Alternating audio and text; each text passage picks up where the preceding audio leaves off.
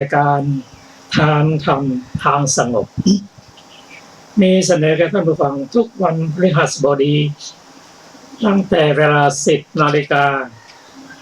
ถึง 11 นาฬิกาดำเนินรายการโดยกระผมพันเอกธนัทเดชะมีอาจารย์สุรภาเดชะเป็นผู้ร่วมรายการวันนี้เราได้นำพระสูตรที่ชื่อว่าอุปาลิวัฏสูตรต่อจากวันพฤหัสก่อนพระสูตรนี้อยู่ในพระไตรปิฎกฉบับมมร.เล่มที่ 20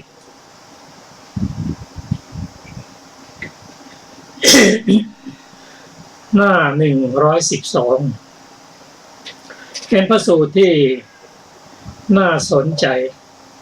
โดยเฉพาะคำสอนของครูทั้ง6โดยเฉพาะท่านนิครนนัตตบุตรท่านก็เป็นผู้มีชื่อเสียงมีลูกศิษย์ลูกหามากมายครูทั้ง6นั้นได้แก่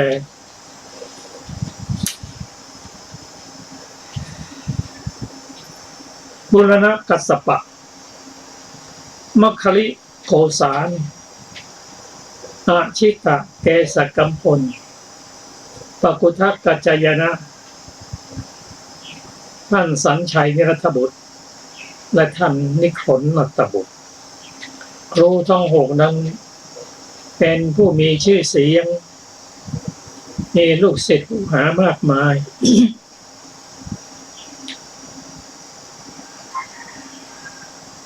แม้ท่านอุปติสสะและโกริตะก็ไปศึกษาจากท่านสัญชัยนิรัตบุตรก็เป็นผู้มีชื่อเสียงและก็ท่านก็บัญญัติโดยเฉพาะท่านมีโอกาสไปประเทศอินเดียก็จะเห็นรูปปั้นเขาอยู่นิครนนัตตบุตร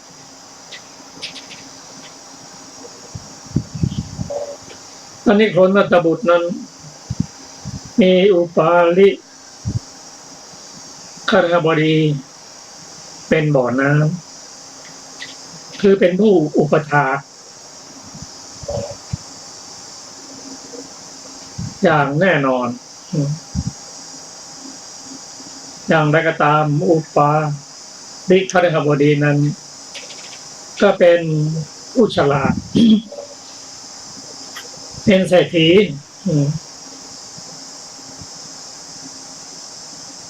เป็นหัวหน้าคฤหัสถ์เมื่อพระพุทธเจ้ายังไม่อุบัติขึ้นอุปาลิคบดีเนี่ยก็นับถือท่านนิครนนัตตบุตร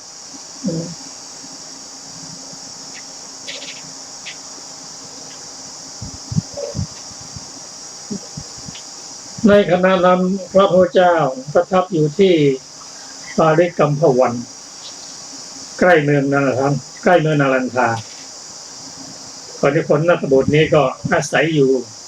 ในเมืองนาลันทาพร้อมด้วยบริษัทนิครนเป็นอันมากลูกศิษย์ของนิครนที่ชื่อทีฆตปัสสีท่านบิณฑบาตเรียบร้อยแล้วก็เข้าไปเฝ้าพระผู้เป็นพระเจ้าท่านได้มีโอกาสปราศัยกับพระผู้เป็นเจ้าแล้วยืนอยู่ณที่ควรส่วนข้างหนึ่งซึ่งพระพุทธเจ้าตรัสว่าดูก่อนทีฆตปัสสีอาสนะมีอยู่ถ้าท่านประสงค์ก็โชว์นั่งแทนก็ได้จัดนั่งที่ต่ำกว่าแห่งหนึ่งพระพุทธเจ้าได้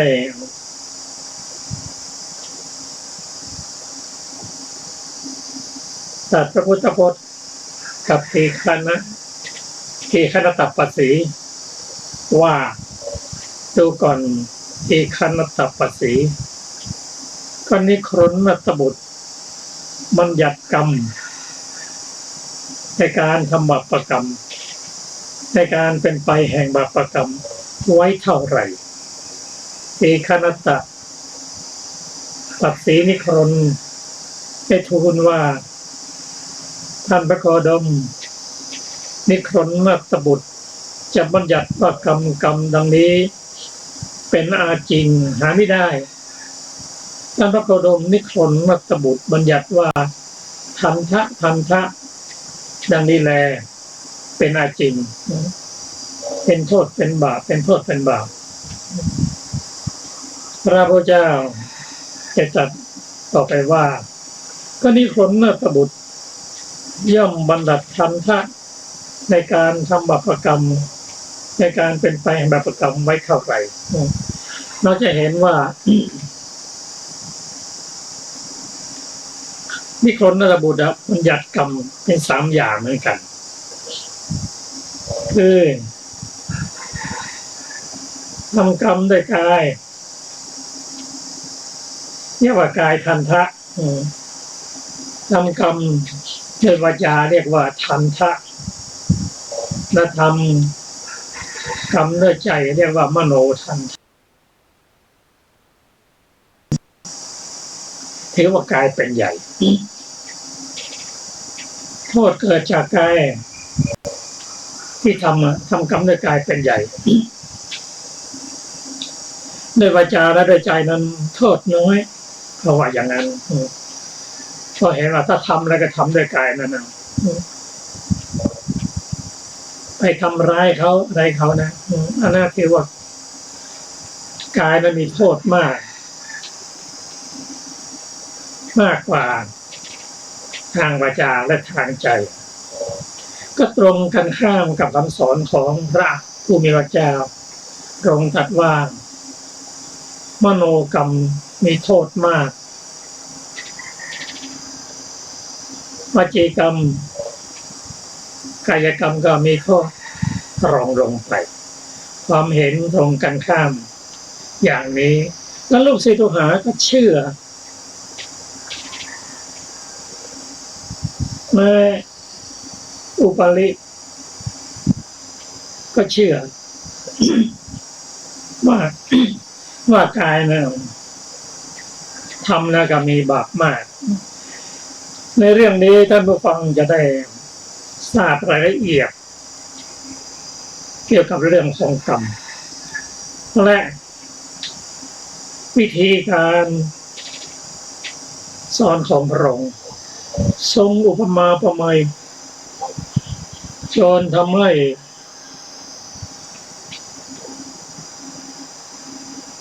พระฤาษีบดี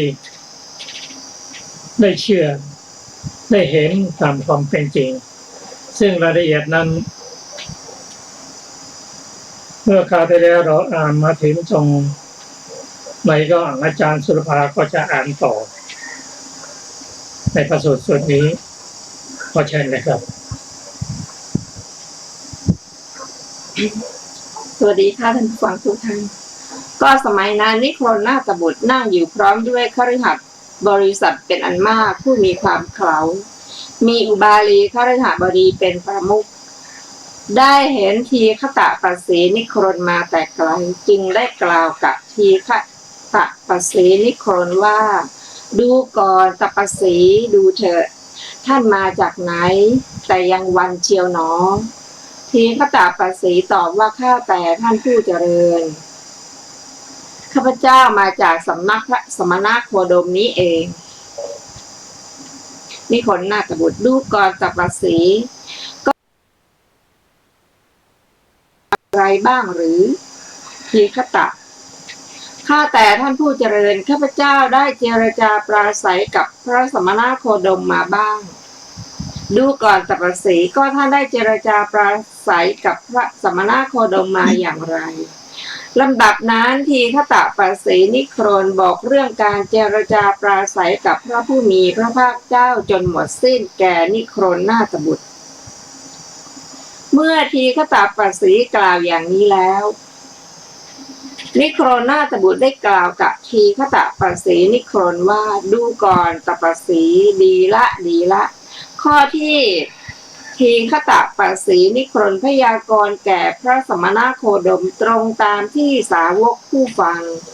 ผู้รู้ทั่วถึงคำสอนของศาสดาโดยชอบมโนทันทะอันต่ำทรามจะงามอะไรเล่าเมื่อเทียบกับกายทันทะอันยิ่งใหญ่อย่างนี้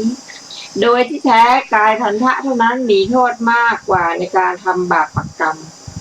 ในการเป็นไปแห่งบาปกรรมวจีทันทะมโนทันทะหามีโทษมากมายเหมือนกายทันทะไม่เมื่อนิโครนาตบุตรกล่าวอย่างนี้อุบาลีคฤหบดีได้กล่าวกับนิโครนาตบุตรว่าท่านผู้เจริญท่านทีฆตปัสสีพยากรณ์ดีแล้วข้อที่ท่านทีฆตปัสสีพยากรณ์แก่พระสมณโคดมตรงตามที่สาวกผู้ฟังผู้รู้ทั่วถึงคำสอนของศาสดาโดยชอบมโนทันทะอันต่ำทรามจะงามอะไรเล่าเมื่อเทียบกับกายทันทะอันยิ่งใหญ่อย่างนี้โดยที่แท้กายทันทะเท่านั้นมีโทษมากกว่าในการทำบาปกรรมในการเป็นไปแห่งบาปกรรมวจีทันทะมโนทันทะหามีมากเหมือนกายทันทะไม่ท่านผู้เจริญเอาเถอะข้าพเจ้าจับไปจากยกวาทะในเรื่องนี้พูดแก่พระสมณโคดมถ้าพระสมณโคดมจักยืนยันแก่ข้าพเจ้าเหมือนอย่างที่ยืนกับท่านตปัสสีไซข้าพเจ้าจักฉุดกระชากลากไปมาซึ่งวาทะด้วยวาทะกับพระสมณโคดมเหมือนบุรุษมีกำลังพึงจับแกะมีขนยาวที่ขนแล้วฉุดกระชากลากไปมาฉะนั้นข้าพเจ้าจักฉุดกระชากลากไปมาซึ่งวาทะด้วยวาทะกับพระสมณโคดมเหมือนบุรุษมีกำลังผู้ทำการงานโรงสุราพึงทิ้งกระสอบเครื่องประกอบสุราใหญ่ไว้ในห้วงน้ำลึกแล้วจับที่มุมฉุดกระชากลากไปมาฉะนั้นข้าพเจ้าจักขจัดขยี้บทซึ่งวาทะด้วยวาทะกับพระสมณโคดมเหมือนบุรุษที่มีกำลังเป็นนักเลงสุราพึงจับถ้วยสุราที่หูถ้วยแก้วพลิกลงพลิกขึ้นใสไปฉะนั้นข้าพเจ้าจักเล่นดังเล่นล้างเปลือกปางกับพระสมณโคดมเหมือนช้างแก่อายุ60 ปีลงไปยังสระลึกเล่นล้างเปลือกปางฉะนั้นข้าแต่ท่านผู้เจริญเอาเถอะข้าพเจ้าจะไปจักยกวาทะในเรื่องที่พูดนี้แก่พระสมณโคดมนาถบทดูก่อนคฤหบดีท่านจงไปจงยกวาทะในเรื่องที่พูดนี้แก่พระสมณโคดมดูก่อนคฤหบดีเราก็ได้ทีฆตปัสสีนิโครนก็ได้ท่านก็ได้พึงยกวาทะแก่พระสมณโคดมเมื่อนิโครนาถบุตรกล่าวอย่างนี้แล้วทีฆตปัสสีนิโครนได้กล่าวกับนิโครนาถบุตรว่าข้าแต่ท่านผู้เจริญข้อที่อุบาลีคฤหบดีจะพึงยกวาทะแก่พระสมณโคดมนั้นข้าพเจ้าไม่ชอบใจเลยด้วยว่าพระสมณโคดมเป็นคนมีมายาย่อมรู้มายาเป็นเครื่องกลับใจสาวกของพวกอัญญะเดรธีนาถบทดูก่อนตปัสสี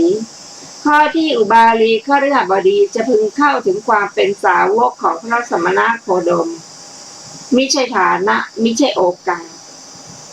แต่ข้อที่พระสมณโคดมจะพึงเข้าถึงความเป็นสาวกของอุบาลีคฤหบดีเป็นฐานะที่จะมีได้ดูก่อนคฤหบดีท่านจงไปจงยกวาทะในเรื่องที่พูดนี้แก่พระสมณโคดมเราก็ได้ทีฆตปัสสีก็ได้ท่านก็ได้พึงยกวาทะแก่พระสมณโคดมกล่าวเตือนนิโครนาถบุตรเป็นครั้งที่2ว่าข้าแต่ท่านผู้เจริญ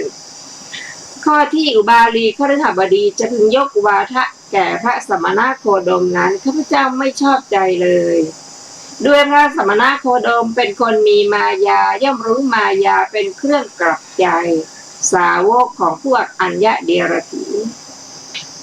นาถบุตรกล่าวว่าดูก่อนตปัสสีข้อที่อุบาลีคฤหบดี จะพึงเข้าถึงความเป็นสาวกของพระสมณโคดมมิใช่ฐานะมิใช่โอกาสแต่ข้อที่พระสมณโคดมจะพึงเข้าถึงความเป็นสาวกของอุบาลีคฤหบดีเป็นฐานะที่จะมีได้ ดูก่อนคฤหบดีท่านจงไปจงยกวาทะในเรื่องที่พูดนี้แก่พระสมณโคดมเราก็ได้ทีฆตปัสสีก็ได้ท่านก็ได้พึงยกวาทะแก่พระสมณโคดมทีฆตปัสสีนิโครนได้กล่าวเตือนนิโครนาถบุตรเป็นครั้งที่3ว่าข้าแต่ท่านผู้เจริญข้อที่อุบาลีคฤหบดีจะพึงยกวาทะแก่พระสมณโคดมนั้นข้าพเจ้าไม่ชอบใจเลยด้วยพระสมณโคดมเป็นคนมีมายาย่อมรู้มายาเป็นเครื่องกลับใจสาวกของพวกอัญญเดียรถีนาถบุตรกล่าวว่าดูก่อนปัสสี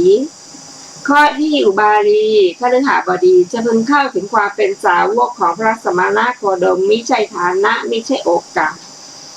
แต่ข้อที่พระสมณโคดมจะพึงเข้าถึงความเป็นสาวกของอุบาลีคฤหบดีเป็นฐานะที่จะมีได้ดูก่อนคฤหบดีท่านจงไปจงยกวาทะในเรื่องที่พูดนี้แก่พระสมณโคดมเราก็ได้ที่ข้าปัสสีก็ได้ท่านก็ได้ถึงยกวาทะแก่พระสมณโคดมอุบาลีคฤหบดีรับคำนิโครนาถบุตรแล้วลุกจากอาสนะไหว้นิโครนาถบุตรทำประทักษิณแล้วเข้าไปเฝ้าพระผู้มีพระภาคเจ้าถึงปาวาริกัมพวันถวายบังคมพระผู้มีพระภาคเจ้าแล้วนั่งหน้าที่ควรส่วนข้างหนึ่งได้ทูลถามพระผู้มีพระภาคเจ้าว่าข้าแต่พระองค์ผู้เจริญทีฆตปัสสีนิโครนได้มาณที่นี้หรือพระผู้มีพระภาคเจ้าได้ตรัสว่าดูก่อนคฤหบดีทีฆตปัสสีนิโครนได้มาณที่นี้ข้าแต่พระองค์ผู้เจริญก็พระองค์ได้เจรจาปราศัยเรื่องอะไรกับทีฆตปัสสีนิโครนบ้างหรือดูก่อนคฤหบดีเราได้เจรจาปราศัยกับทีฆตปัสสีนิโครนบ้าง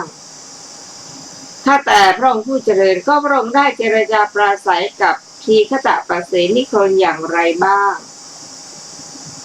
ลำดับนั้นพระผู้มีพระภาคเจ้าตรัสบอกเรื่องการเจรจาปราศัยกับทีฆตปัสสีนิโครนจนหมดสิ้นแก่อุบาลีคฤหบดีเมื่อพระผู้มีพระภาคเจ้าตรัสบอกอย่างนี้แล้วอุบาลีคฤหบดีได้กราบทูลพระผู้มีพระภาคเจ้าว่าข้าแต่พระองค์ผู้เจริญทีฆตปัสสีพยากรณ์ดีแล้วข้อที่ทีฆตปัสสีพยากรณ์ว่าแก่พระองค์พระผู้มีพระภาคเจ้านั้นตรงตามที่สาวกผู้ฟังผู้รู้ทั่วถึงคำสอนของพระศาสดาโดยชอบมโนทันทะอันตามซามนั้นจะงามอะไรเล่าเมื่อเทียบกับกายทันทะนี้อันยิ่งใหญ่อย่างนี้โดยที่แท้กายทันทะนั้นมีโทษมากกว่าในการทำบาปกรรมในการเป็นไปแห่งบาปกรรมวจีทันทะมโนทันทะหามีโทษมากเหมือนกายทันทะไม่ดูก่อนคฤหบดีถ้าแลท่านจะพึงมั่นอยู่ในคำสัตย์เจรจากันเราทั้งสองพึงเจรจาปราศัยกันได้ในเรื่องนี้ข้าแต่พระองค์ผู้เจริญข้าพเจ้าจักมั่นอยู่ในคำสัตย์เจรจากันขอเราทั้งสองจงเจรจาปราศัยกันในเรื่องนี้เถิดพระผู้มีพระภาคเจ้าทรงย้อนถามปัญหากรรม3ดูก่อนคฤหบดีท่านจะสำคัญในความข้อนี้นั้นเป็นไฉนนิโครนในโลกนี้คนเป็นอาพาธมีทุกข์เป็นไข้หนักห้ามน้ำเย็นดื่มแต่น้ำร้อนเมื่อเขาไม่ได้น้ำเย็นจะต้องตายดูก่อนคฤหบดีก็นาถบุตรบัญญัติความเกิดของนิโครนผู้นั้นไหนเล่าข้าแต่พระองค์ผู้เจริญเทวดาชื่อว่ามโนสัตว์มีอยู่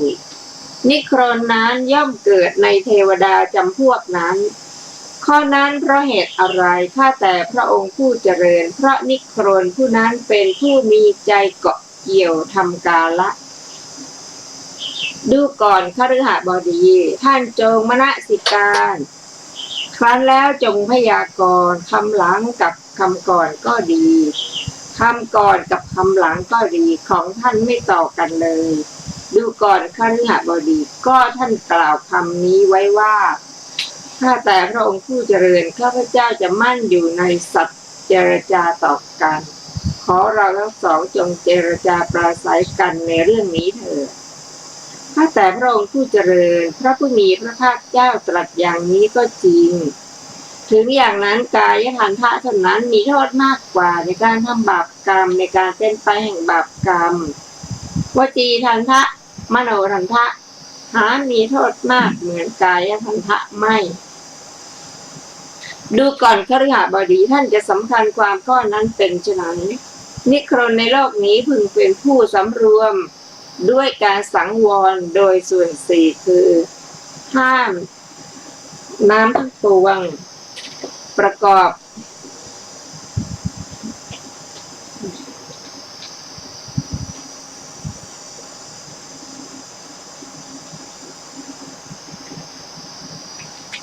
ขออภัยค่ะ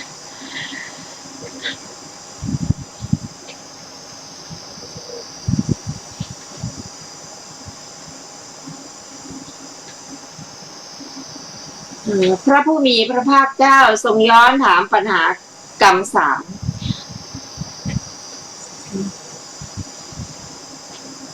ดูก่อนคฤหบดีท่านจะสำคัญในความข้อนั้นเป็นไฉนนิครนในโลกนี้เป็นคนอาพาธมีทุกข์เป็นไข้หนักห้ามน้ำเย็นดื่มแต่น้ำร้อนเมื่อเขาไม่ได้น้ำเย็นจะต้องตายดูก่อนคฤหบดีก็นิครนนาถบุตรบัญญัติความเกิดของนิครนผู้นั้นไหนเล่าข้าแต่พระองค์ผู้เจริญเทวดาชื่อว่ามโนสัตว์มีอยู่นิครนนั้นย่อมเกิดในเทวดาจำพวกนั้นข้อนั้นเพราะเหตุอะไรข้าแต่พระองค์ผู้เจริญเพราะนิครนผู้นั้นมีใจเพราะนิครนผู้นั้นเป็นผู้มีใจเกาะเกี่ยวทำการละดูก่อนคฤหบดีท่านจงมนสิการครั้นแล้วจงพยากรณ์คำหลังกับคำก่อนก็ดีคำก่อนกับคำหลังก็ดีของท่านไม่ต่อกันเลยดูก่อนคฤหบดีก็ท่านกล่าวคำนี้ไว้ว่าข้าแต่พระองค์ผู้เจริญข้าพเจ้าจะมั่นอยู่ในสัตย์ในคำสัตย์เจรจาต่อกันขอเราทั้งสองจงเจรจาปราศัยกันในเรื่องนี้เถิดข้าแต่พระองค์ผู้เจริญพระผู้มีพระภาคเจ้าตรัสอย่างนี้ก็จริงถึงอย่างนั้นกายทันทะเท่านั้นมีโทษมากกว่าในการทำบาปกรรมในการเป็นไปแห่งบาปกรรมวจีทันทะมโนทันทะหามีโทษมากเหมือนกายทันทะไม่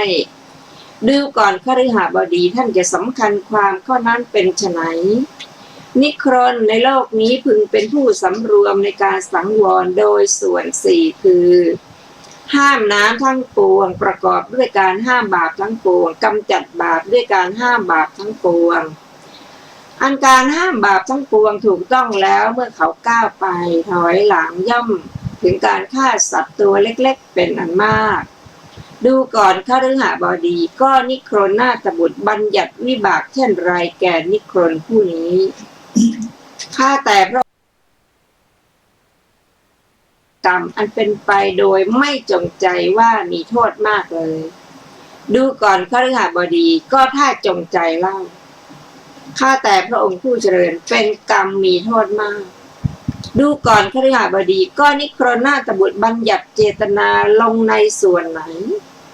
ข้าแต่พระองค์ผู้เจริญนิครนนาถบุตรบัญญัติเจตนาลงในส่วนมโนทันทะดูก่อนคฤหบดีท่านจงมนสิการครั้นแล้วจงพยากรณ์คำหลังกับคำก่อนก็ดีคำก่อนกับคำหลังก็ดีของท่านไม่ต่อกันเลยดูก่อนคฤหบดีก็ท่านกล่าวคำนี้ไว้ว่าข้าแต่พระองค์ผู้เจริญข้าพเจ้าจะมั่นอยู่ในคำสัตย์เจรจากันขอเราทั้งสองจงเจรจาปราศัยกันในเรื่องนี้เถิดข้าแต่พระองค์ผู้เจริญพระผู้มีพระภาคเจ้าตรัสอย่างนี้ก็จริงถึงอย่างนั้นกายทันทะเท่านั้นมีโทษมากกว่าในการทำบาปกรรมในการเป็นไปแห่งบาปกรรมวจีทันทะมโนทันทะหามีโทษมากเหมือนกายทันทะไม่ดูก่อนคฤหบดีท่านจะสำคัญความข้อนั้นเป็นไฉนบ้านนาลันทานี้ เป็นบ้านมั่งคั่งเป็นบ้านเจริญมีชนมากมีมนุษย์เกลื่อนกลนอย่างนั้นพระเจ้าข้าบ้านนาลันทาเป็นบ้านมั่งคั่งเป็นบ้านเจริญมีชนมากมีมนุษย์เกลื่อนกลนดูก่อนคฤหบดีท่านจะสำคัญความข้อนี้เป็นไฉนในบ้านนาลันทานี้พึงมีบุรุษคนหนึ่งเงื้อดาบมาเขาพึงกล่าวอย่างนี้ว่าเราจะทำสัตว์เท่าที่มีอยู่ในบ้านนาลันทานี้ให้เป็นลาเนื้อเดียวกันให้เป็นกองเนื้ออันเดียวกันโดยขณะหนึ่งโดยครู่หนึ่งดูก่อนคฤหบดีท่านจะสำคัญความข้อนั้นเป็นไฉนบุรุษนั้นสามารถทำสัตว์เท่าที่มีอยู่ในบ้านนาลันทานี้ให้เป็นลาเนื้อเดียวกันให้เป็นกองเนื้อเดียวกันโดยขณะหนึ่งโดยครู่หนึ่งได้หรือข้าแต่พระองค์ผู้เจริญบุรุษ10 คนก็ดี20 คนก็ดี30 คนก็ดี40 คนก็ดี50 คนก็ดีไม่สามารถจะทำสัตว์เท่าที่มีอยู่ในบ้านนาลันทานี้ให้เป็นลาเนื้ออันเดียวกันให้เป็นเนื้อกองเดียวกันหนึ่งได้พระเจ้าค่ะบุรุษผู้ต่ำทรามผู้เดียวจะงามอะไรเล่าดูก่อนคฤหบดีท่านจะสำคัญความข้อนั้นเป็นไฉนสมณะหรือพราหมณ์ผู้มีฤทธิ์ถึงความเป็นผู้ชำนาญในทางจิตพึงมาในบ้านนาลันทานี้สมณะหรือพราหมณ์นั้นพึงกล่าวอย่างนี้ว่าเราจะทำบ้านนาลันทานี้ให้เป็นเท่าด้วยใจคิดประทุษร้ายดวงเดียวดูก่อนคฤหบดีท่านจะสำคัญความข้อนั้นเป็นไฉนสมณะหรือพราหมณ์ผู้มีฤทธิ์ถึงความเป็นผู้ชำนาญในทางจิตนั้นสามารถทำบ้านนาลันทานี้ให้เป็นเท่าด้วยใจประทุษร้ายดวงหนึ่งได้หรือหนอข้าแต่พระองค์ผู้เจริญบ้านนาลันทา10 บ้านก็ดี20 บ้านก็ดี30 บ้านก็ดี40 บ้านก็ดี50 บ้านก็ดีสมณะหรือพราหมณ์ผู้มีฤทธิ์ถึงความเป็นผู้ชำนาญในทางจิตนั้นสามารถจะทำให้เป็นเท่าได้ด้วยใจประทุษร้ายดวงใดดวงหนึ่งบ้านนาลันทาอันต่ำ3 บ้านเดียวจะงามอะไรเล่าดูก่อนคฤหบดีท่านจงมนสิการครั้นแล้วจงพยากรณ์คำหลังกับคำก่อนให้ดีคำก่อนกับคำหลังก็ดีของท่านไม่ต่อกันเลยดูก่อนคฤหบดีก็ท่านกล่าวคำนี้ไว้ว่าข้าแต่พระองค์ผู้เจริญข้าพเจ้าจะมั่นอยู่ในสัจเจรจาการขอเราทั้งสองจงเจรจาปราศัยกันในเรื่องนี้เถิดข้าแต่พระองค์ผู้เจริญพระผู้มีพระภาคเจ้าตรัสอย่างนี้ก็จริงถึงอย่างนั้นกายทันทะเท่านั้นมีโทษมากกว่าในการทำบาปกรรมในการเป็นไปแห่งบาปกรรมวจีทันทะมโนทันทะหามีโทษมากเหมือนกายทันทะไม่ดูก่อนคฤหบดีท่านจะสำคัญความข้อนั้นเป็นไฉนป่าทันทกีป่ากาลิงคะป่าเมชยะป่ามาตังคะเกิดเป็นป่าไปท่านได้ฟังมาแล้วหรืออย่างนั้นพระเจ้าข้าป่าทันทกีป่ากาลิงกะป่าเมชยะเป็นป่าไปข้าพเจ้าได้ฟังมาแล้วดูก่อนคฤหบดีท่านจะสำคัญความข้อนั้นเป็นไฉนป่าทันทกีป่ากาลิงคะป่ามัชชะป่ามาตังคะเกิดเป็นป่าไปท่านได้ฟังมาอย่างไรเกิดเป็นป่าไปเพราะเหตุไรข้าแต่พระองค์ผู้เจริญข้าพระองค์ได้ฟังมาว่าป่าทันทกี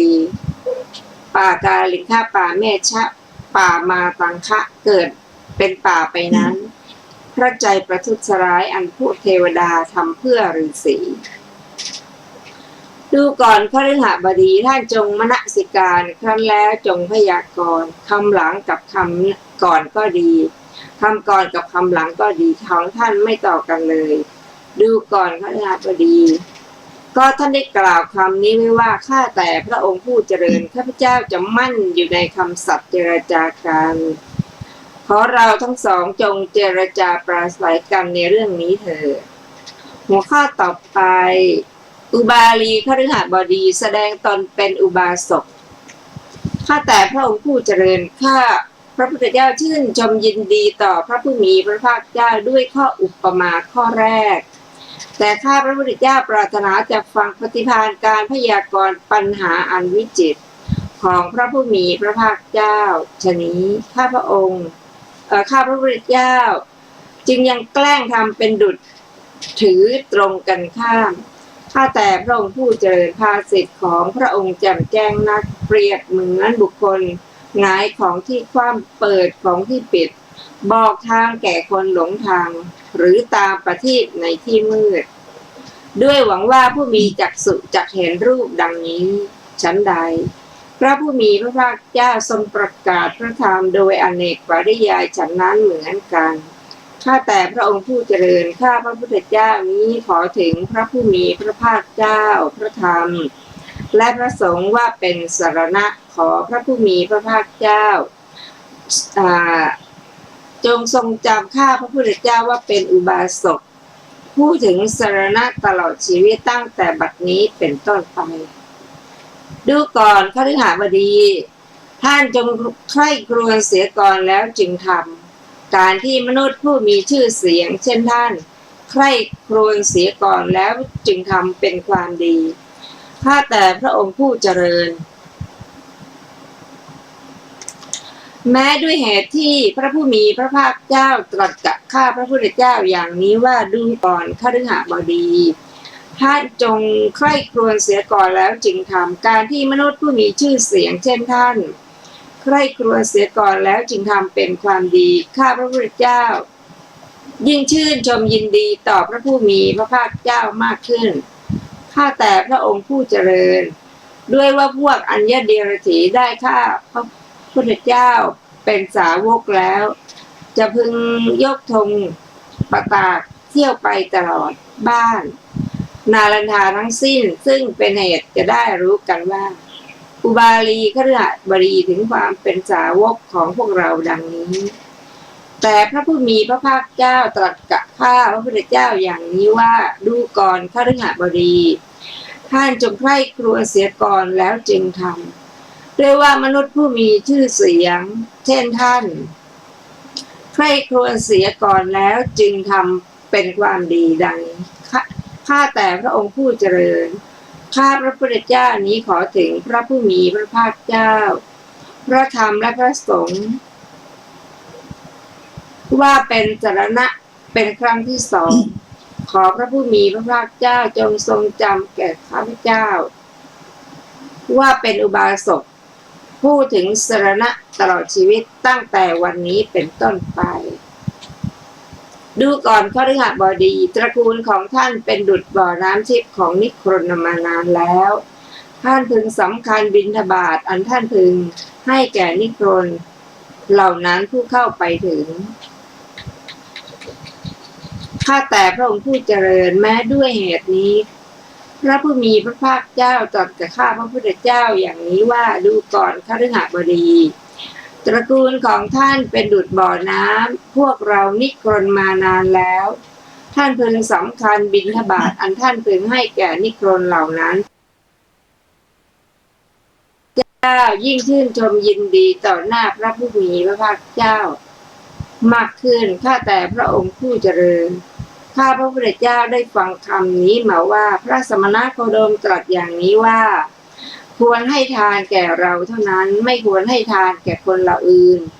ควรให้ทานแก่สาวกทั้งหลายของเราไม่ควรให้ทานแก่สาวกของผู้อื่นทานที่บุคคลให้แก่เรานั้นมีผลมากทานที่บุคคลให้แก่สาวกของผู้อื่นไม่มีผลมากแต่ความเป็นจริงแต่ความจริงพระผู้มีพระภาคเจ้ายังทรงชักชวนข้าพระพุทธเจ้าในการให้ทานแม้ในพวกนิครนข้าแต่พระองค์ผู้เจริญก็แต่ว่าข้าพระพุทธเจ้าจักทราบการอันควรในการให้ทานนี้ข้าพระพุทธเจ้าดังนี้ขอถึงพระผู้มีพระเจ้า พระธรรมและพระสงฆ์ว่าเป็นสรณะเป็นครั้งที่3ขอพระผู้มีพระภาคเจ้าจงทรงจำข้าพระองค์ข้าพระเจ้าว่าเป็นอุบาสกผู้ถึงสรณะตลอดชีวิตตั้งแต่วันนี้เป็นต้นไปท่านผู้ฟังที่เคารพครับ เราจะเห็นว่าวิธีการสอนของพระผู้มีพระเจ้านั้นพระองค์ทรงอุปมาอุปไมยจนขณบดีได้เชื่อด้วยปัญญา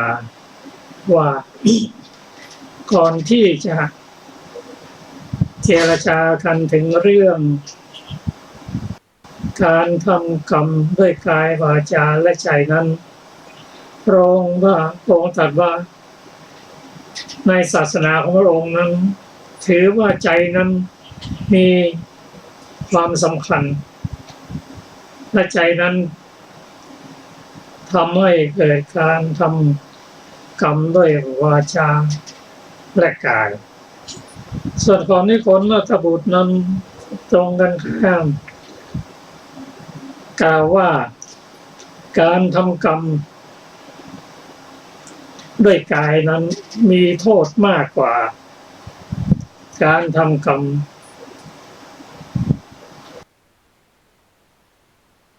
ด้วยใจ เพื่อจะยืนยันในการสนทนากันพระองค์ย้ำว่าเชื่ออย่างนั้นหรือว่าการทำกายการทำกรรมด้วยกายมีโทษมากกว่าทางวาจาและใจยืนยันให้ถูกตรงเสียก่อนแล้วจึงค่อยสนทนากันเมื่อเป็นเช่นนั้นพระพุทธเจ้าเริ่มตรัสว่านิครนทั้งหลายนั้น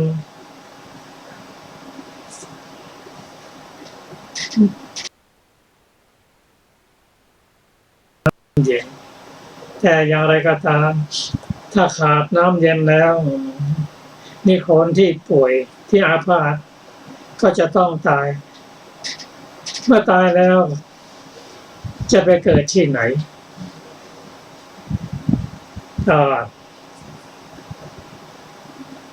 ข้าพอดีทูลว่าพวกนิครนนั้นจิตของเขาเกาะเกี่ยวกับเทวดาที่ชื่อว่ามโนสัตว์เมื่อกล่าวว่าเมื่อตายแล้วก็มีจิตเกาะเกี่ยวนั่นยังไงนะอุปาลิคำก่อนกับคำหลังของท่านไม่ต่อกันตอนได้กันว่าจิตไม่สำคัญแต่เวลาตายแล้วจะไปเกิดในกลุ่มของเทวดาที่ชื่อว่ามโนสัตว์เห็นแล้วยังว่าใจสำคัญกว่ากายแต่ก็ยังยืนยันว่าถึงยังไงก็ตาม การทำบาปกรรมนั้น การทำกรรมด้วยกายนั้นย่อมมีบาปมากกว่าการทำงานการทำกรรมด้วยวาจาและด้วยใจ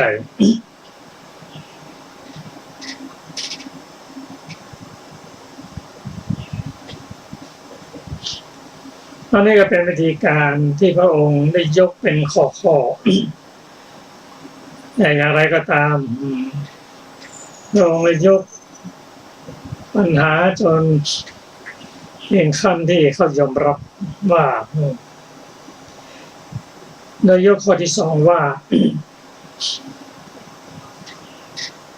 ท่านนิครนมัตตบุตรนั้นเป็นผู้สำรวม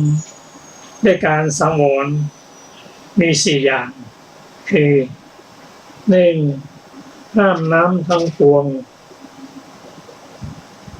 ประกอบด้วยการ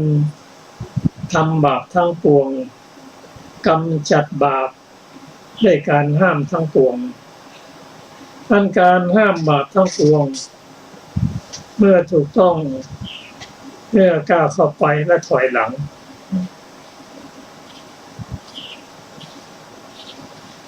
เมื่อก้าวเข้าไปและถอยหลังนั้นบางครั้งก็จะทำให้สัตว์เล็กๆเป็นอันมากตายลงถ้าเป็นเช่นนั้นคฤหบดีนิครนมัตตบุตรจะบัญญัติวิบากหรือผลเช่นไรแก่นิครนผู้นี้กราบทูลว่านิครนมัตตบุตรไม่ได้บัญญัติกรรมอันเป็นไปเพื่อโดยไม่จงใจว่ามีโทษมากเลยพระองค์ตรัสว่าถ้าจงใจล่ะถ้าเป็นกรรมที่มีโทษมากพระองค์ก็ตรัสเล็กลงไปว่าแล้วก็นิครนมัตตบุตรบัญญัติเจตนาลงในส่วนไหนส่วนกายส่วนวาจาหรือส่วนใจกราบทูลว่าเจตนาลงในส่วนมโนทันทะหมายว่าใจไม่สำคัญนะท่านจงคิดดูให้ดีนะก่อนที่จะตอบคำหลังกับคำหน้านั้นต้องตรงกันแต่ของท่านไม่ต่อกันเลยตรงกันข้ามกันยังไงก็ตาม โทษที่เกิดจากการกระทำทางกายนั้นก็ยังมากกว่าทางใจอยู่ดีพระองค์ก็ยกตัวอย่างว่าบ้านนาลันทา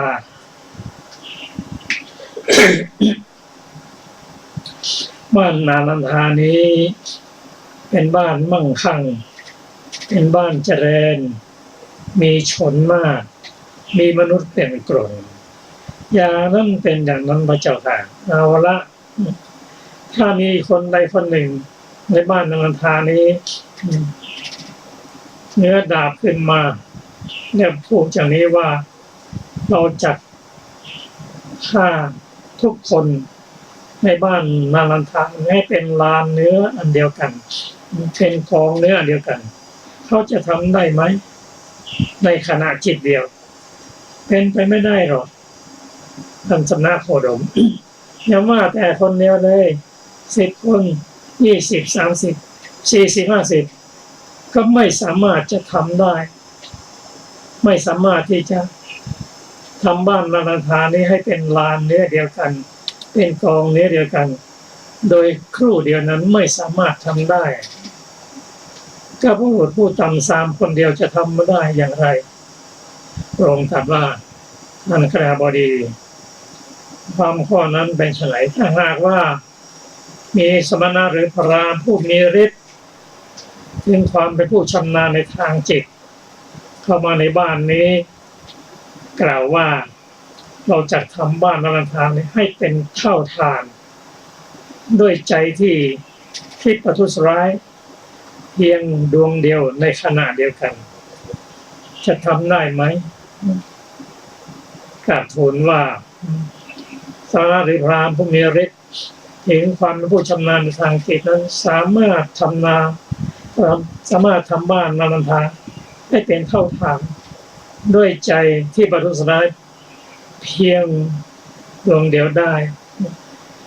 พระคฤบดีท่านจงคิดให้ดีนะคำตอบของท่านนั้นไม่ต่อคำต้นท่านได้เห็นว่ามีเกี่ยวข้องกับจิตสัมพันธ์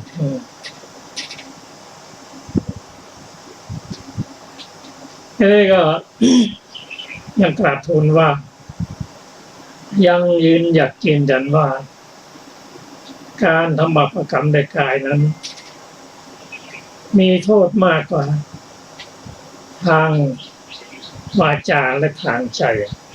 ถ้าพระองค์ได้ยกอุปมาประไมยข้อต่อไปว่า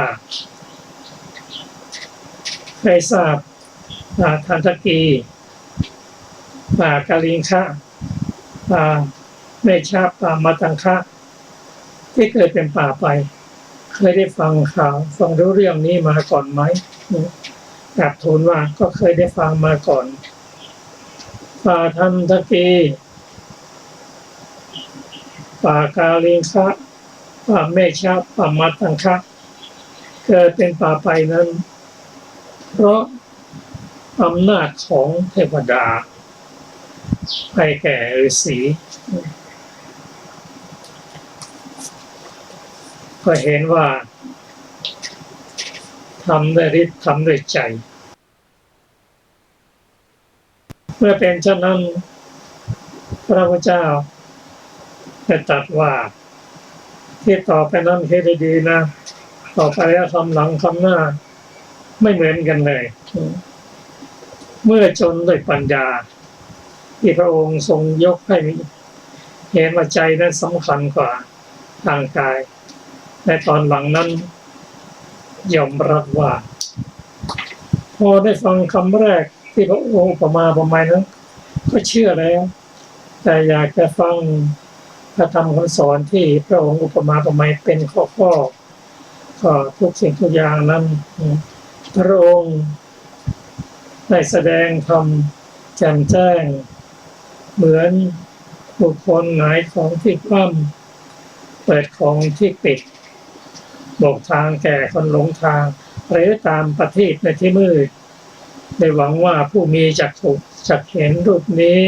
ชั้นใดข้าพระองค์ขอถึงซึ่ง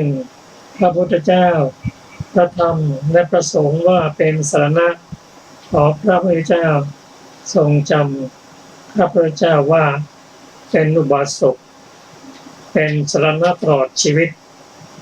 ตั้งแต่บัดนี้เป็นต้นไป ซึ่งพระพุทธเจ้าก็ยังไม่ทรงรับทันที ว่าก่อนที่จะขอ เป็นอุบาสกนั้นต้องคิดเยอะดีนะเพราะว่าท่านเป็นผู้มีชื่อเสียงก็กราบทูลว่ายังไงก็จะต้องขอเป็นอุบาสกทรงกระตัดว่าท่านคฤหบดี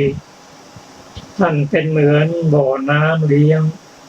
ของนิครนวัตบุตรถ้าท่านไปซะแล้วนิครนวัตบุตรนั้นจะเดือดร้อนคิดดูให้ดีว่าถึงยังไงก็ขอเป็นอุบาสกถ้ายังไงอย่าลืมว่าเคยให้น้ำให้ข้าวแก่นิครนวัตบุตรมาตลอดเวลาถ้าจะเป็นอุบาสกแล้วก็อย่าไปทอดทิ้งท่านนิครนวัตบุตรนะยิ่งฟังพระพุทธเจ้ายิ่งเกิดความศรัทธาเคารพนับถือมากขึ้นถ้าท่านฟังที่เคารพครับท่านจะได้ฟังต่อจากนี้ตามทรงควรแก่เวลาขอเชิญอาจารย์สุดาทรงแสดงอนุปุพพิกถาลำดับนั้นแลพระผู้มีพระภาคเจ้าตรัสอนุปุพพิกถาแก่อุบาลีคฤหบดีคือทรงประกาศทานกถาศีลกถาสักขกถาโทษแห่งกามอันต่ำทรามเศร้าหมองอานิสงส์ในเนกขัมมะเมื่อใดพระผู้มีพระภาคเจ้าได้ทรงทราบอุบา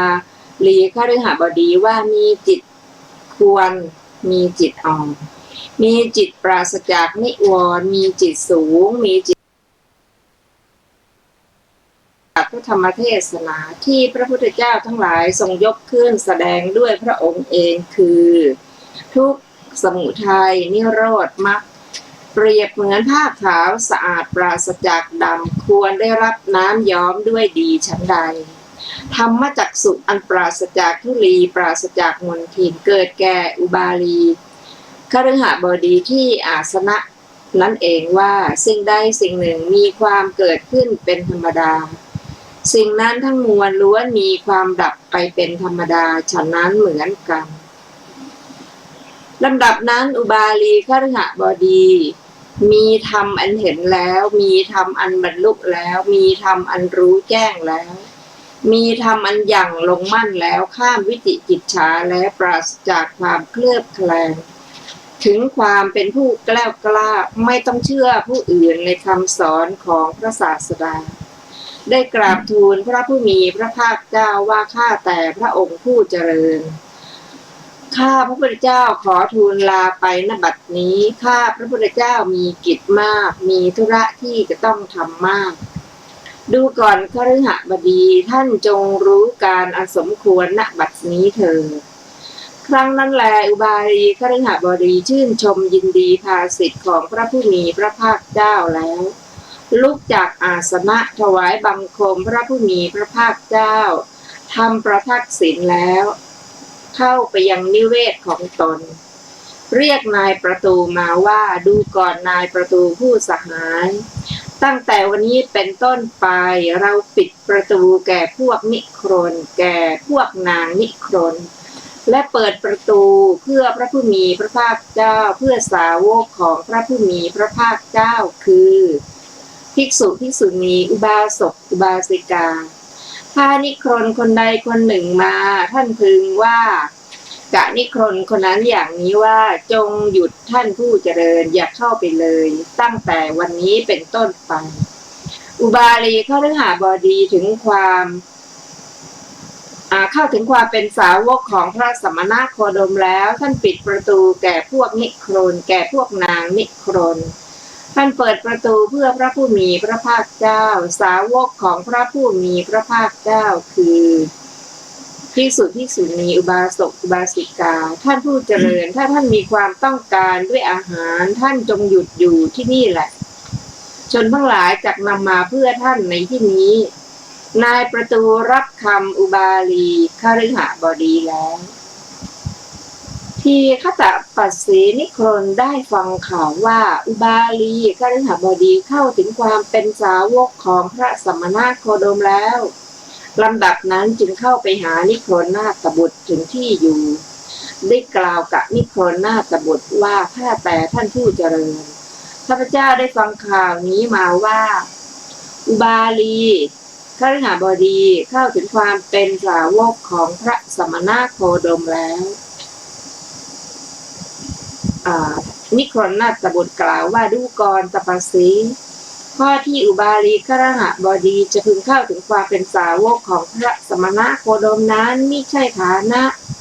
มิใช่โอกาสแต่ข้อที่พระสมณโคดมจะพึงเข้าถึงความเป็นสาวกของอุบาลีคฤหบดีนั้นเป็นฐานะที่จะมีได้ทีฆตปัสสีนิครนได้กล่าวกับนิครนนาถบุตรเป็นครั้งที่สองว่าข้าแต่ท่านผู้เจริญข้าพเจ้าได้ฟังข่าวนี้มาว่าอุบาลีคฤหบดีเข้าถึงความเป็นสาวกของพระสมณโคดมแล้ว